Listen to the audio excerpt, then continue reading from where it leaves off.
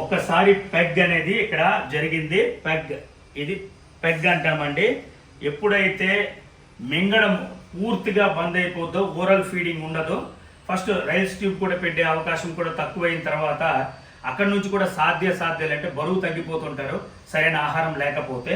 అందుకు పెగ్ అనేది చేసి ఇక్కడి నుంచి ఆహారం ఇవ్వడం మొదలు పెడతారు. ఏమైంది అంటే కృష్ణమూర్తి గారు సార్కి వచ్చి ప్రాబ్లం వచ్చి dysphasia along with vocal cord palace. So జనరల్గా నాకు బాగా కావలసిన వాళ్ళు స్వర్గీయ రామకృష్ణ గారు, డిప్యూటీ హెల్త్ సెక్రటరీ, స్వర్గీయ ఎన్టీ రామారావు గవర్నమెంట్లో పనిచేసే వాళ్ళు. కృష్ణమూర్తి గారికి చాలా దగ్గర బంధువులు. దానివల్ల ఏంటంటే ఎప్పుడైతే అదే కాకుండా సార్ వాళ్ళ ఫ్యామిలీలో కూడా అందరూ ఆల్మోస్ట్ డాక్టర్సే. ఓన్ సిస్టర్, ఎల్డర్ సిస్టర్ వచ్చి గైనకాలజిస్టు, బావగారు కూడా జనరల్ ఫిజిషియన్. రెండోది ఏంటంటే వాళ్ళ బావగారు మన కిమ్స్ మేనేజింగ్ డైరెక్టర్ గారు భాస్కర్ రావు సార్తో క్లాస్మేట్ కూడా. అలాగే వాళ్ళ మేనకోడలు వచ్చి మెడికల్ ఆంకాలజిస్టు, మేనల్లుడు వచ్చి పల్మనాలజిస్టు. సో ఇది సార్ యొక్క నేపథ్యం. సో ఎప్పుడైతే ఇక్కడికి వచ్చారో ప్రాబ్లం ఎప్పుడైతే నేను కనుగొన్నానో మనకి డిస్ఫేజియా అంటే మింగడంలో క్లిష్టంగా ప్రాబ్లం ఉంది. అలాగే వోకల్ కార్డ్ ప్యాలసీ అంటే మాట్లాడుతుంటే సౌండ్ బయటికి రావట్లేదు, ధ్వని బయటికి రావట్లేదు, కష్టంగా ఉంటుంది, మాట మింగేసినట్టు ఉంటుంది, అవతల వాళ్ళకి అర్థం కావట్లేదు, చాలా స్ట్రెయిన్ అవుతున్నారు. సో ఈ రకంగా నేను డయాగ్నోస్ చేసిన తర్వాత ఇమ్మీడియట్గా నెక్స్ట్ డే నుంచి నేను ట్రీట్మెంట్కి పిలవడం అయింది. సో మొట్టమొదటిగా ట్రీట్మెంట్ చేసిన తర్వాత వాటర్ తాపిస్తున్నాను. ఆల్రెడీ వారం రోజులుగా వాటర్ తాపిస్తున్నాను. ఈరోజు వరలక్ష్మి సందర్భంగా నేను మనకి పొంగల్ నేను అడిగా, sir what is your liking food అంటే పొంగల్ అంటే ఇష్టం అన్నారు. సో ఈరోజే ప్రప్రథమంగా చాలా కాలం తర్వాత నేను పొంగల్ అనేది తినిపిస్తున్నాను. సో ముఖ్యంగా వాటర్ ఎలా తాగుతున్నారో వీడియోలో ప్రతి వీక్షకులకు చూపించబోతున్నాను.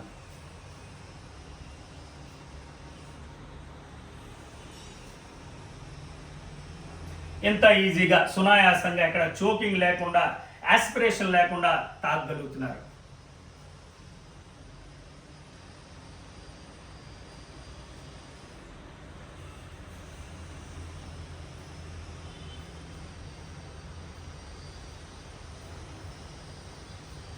నాకు సార్ చెప్పిన 2 మాటలు చాలా కదిలించాయి. చాలా మంచి మాటలు చెప్పారు. ఈరోజు అతని నోటి ద్వారా, అతని వాక్ ద్వారా మనం విందాము.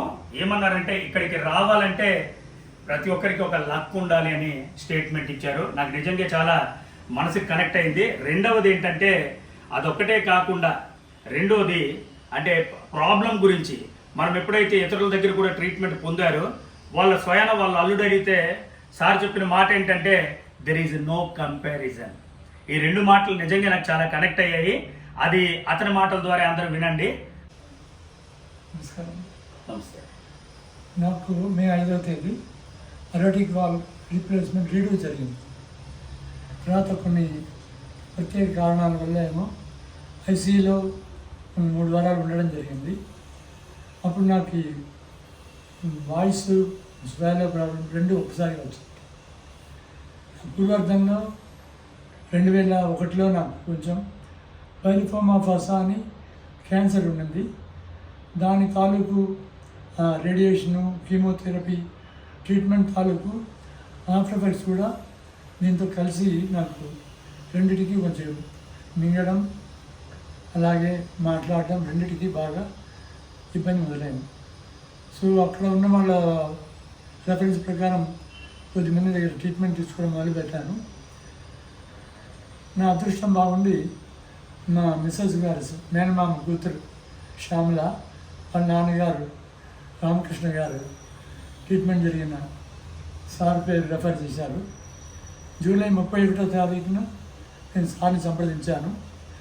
ఆగస్టు 1న నాకు ట్రీట్మెంట్ స్టార్ట్ చేశారు. 2వ తేదీ కొన్ని ప్రత్యేక కారణాల వల్ల నేను రాలేకపోయాను. అంటే సారే చెప్పారు, ఈరోజు బ్రేక్ తీసుకోండి, మీరు ఏదో ప్రాబ్లం చెప్పారు కదా అని. నేను ఆ రోజు అనుకున్నాను, సార్ కూడా చెప్పాను తర్వాత, అయ్యో నేను 2వ రోజు రాలేకపోయానే అంటే అది ద్వితీయ యుగం గురించి కాదు, నా ట్రీట్మెంట్ కంటిన్యూషన్ పోయిందే అని.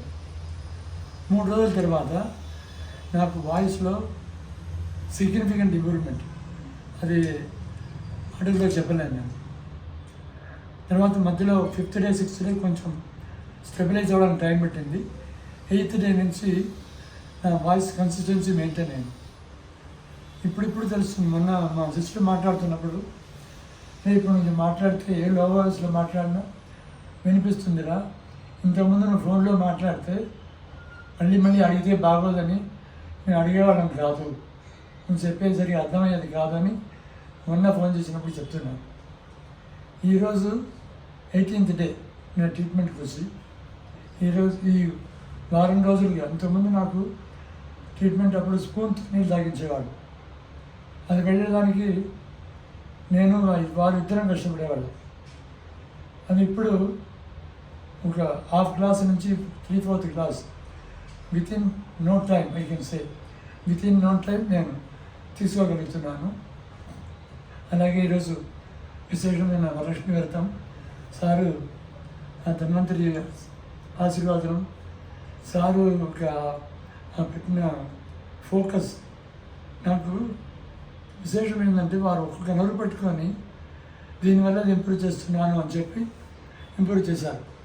ఇటువైపు వాయిస్ ఇంప్రూవ్ అవుతుందని చెప్పి అటువైపు ఇంప్రూవ్ చేశారు.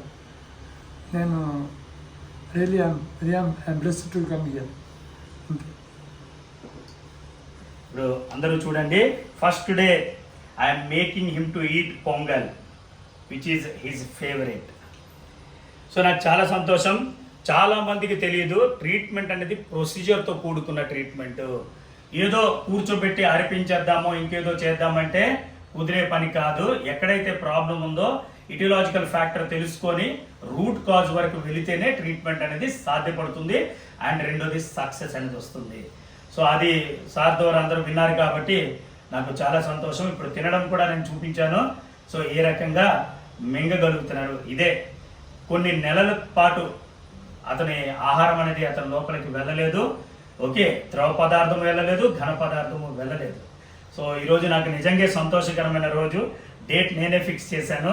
ఫిక్స్ చేసి ఈరోజు పొంగల్ తీసుకురండి, నేను నా స్వహస్తాలతో నేను తినిపించబోతున్నాను, అది వీక్షకులందరూ కూడా చూడాలి అని ఆ రోజే మేము అనుకున్నాము.